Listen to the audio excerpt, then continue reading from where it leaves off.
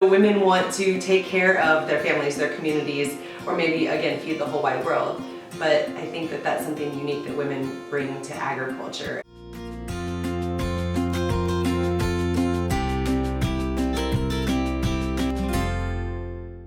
My name is Marji Guyler-Alaniz. I am the president and founder of FarmHer,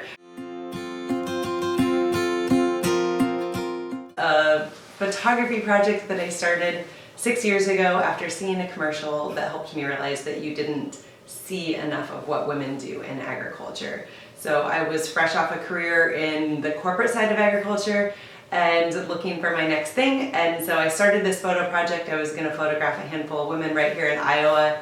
And obviously it's grown and changed since then, but at the root of what we do, it still is about celebrating women and their roles in agriculture and growing food.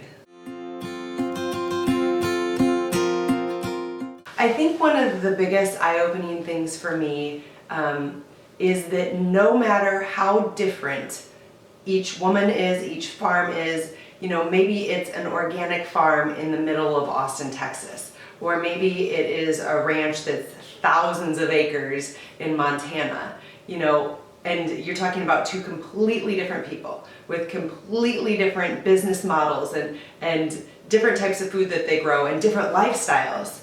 But at the root of who they are, they're very much the same, right? Like, they do it because they want to grow food. They want to nurture people. They want to provide something to their communities.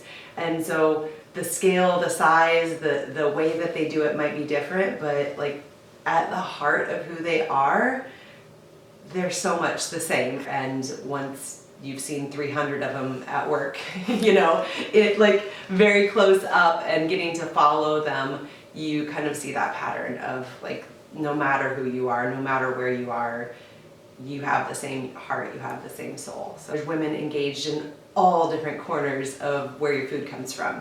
So, from oysters in Maine to blueberries in Georgia to crawfish in Louisiana or grapes in California, like every single thing we eat, we know this, every single thing we eat comes from a farm at the very base of what it is. And there's women engaged in all sides of that, and how they're engaged and what they do might be different, but they're there, and that diversity is there.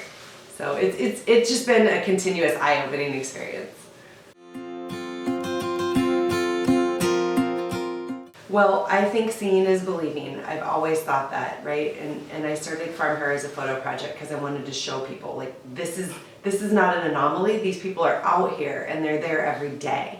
And so I think by showing these women and telling their stories, to me, that's one of the biggest things we can do. I think one of the biggest things, again, is you all can share your story, right? Put it on social media, go talk to somebody about what you do or why you do it. Strike up a conversation next time you're somewhere in a place that, you don't know what to talk about. Throw something out there, and it can be kind of scary, but the reality is that talking about it makes it less scary. And I think, through FarmHer, we share the stories of people. And those are stories of people who are all women. And they're all connected through food or rural lifestyle or communities, and agriculture, obviously. And so,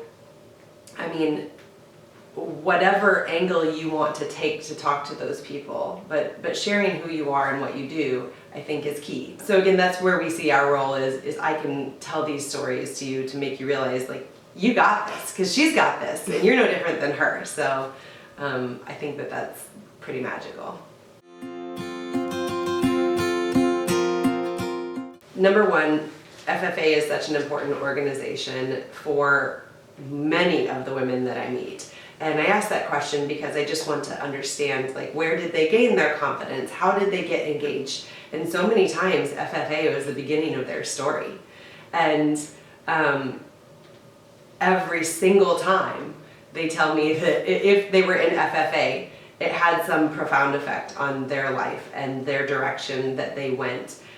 Maybe it's building their confidence to start their own, beef cattle operation, or maybe it's going to work in corporate agriculture somewhere or somewhere on the in-between, maybe heading into science, maybe working in the food industry, you know, but that confidence that they get from FFA, I hear it over and over again. So yeah, we've interviewed, I don't know, something like 300 women over the last 6 years around the country, and we realized that we needed to ask about FFA, and it's been eye-opening. I mean, they all have this connection to it and this strength that they've gained through it, quite honestly, and it's so cool. I love it. I love it. If you look at all these videos all together, you'll see that string of these women have had a profound effect in their life from being an FFA. So yay to FFA for allowing women, but back in 1969,